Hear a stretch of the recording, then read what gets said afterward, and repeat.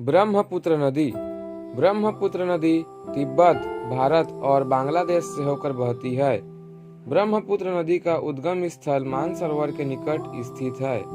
तिब्बत से बहते हुए यह नदी अरुणाचल प्रदेश में प्रवेश करती है।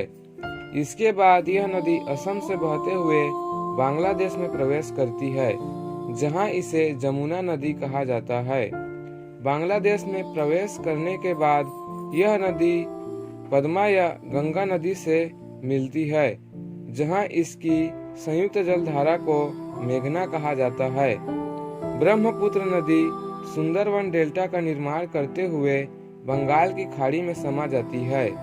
ब्रह्मपुत्र नदी की उपनदियां जो कि बाएं ओर से मिलती हैं, दिबांग नदी, लोहित नदी, धनसरी नदी और कोलंग नदी है, तथा वे उपनदियां जो दाएं ओर से मिलती हैं, कामेंग नदी, मानस नदी, बेकी नदी, रैडक नदी, जलंधा नदी, तीस्ता नदी तथा सुबनसिरी नदी है। ब्रह्मपुत्र नदी बहुत ही लंबी, लगभग 2900 किलोमीटर लंबी नदी है।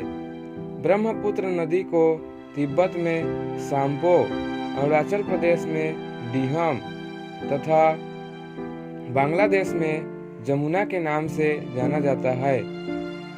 तिब्बत में इस नदी को यरलुंग त्संगपो या साम्पो कहा जाता है तथा इसी नदी को अरुणाचल प्रदेश में डीहम या देहांग कहते हैं।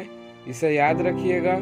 कैलाश पर्वत के निकट जिमा यांगजांग झील को इसका उद्गम स्थल माना जाता है। ब्रह्मपुत्र नदी जब असम से होकर बहती है तो असम में बहुत ही तबाही लाती है, इसीलिए इसे असम का शोक कहा जाता है। जो ब्रह्मपुत्र नदी है उसे असम का शोक कहा जाता है। इसे याद रखिएगा, बहुत ही इम्पोर्टेंट क्वेश्चन है। Thank you, thanks for watching. Please like and subscribe.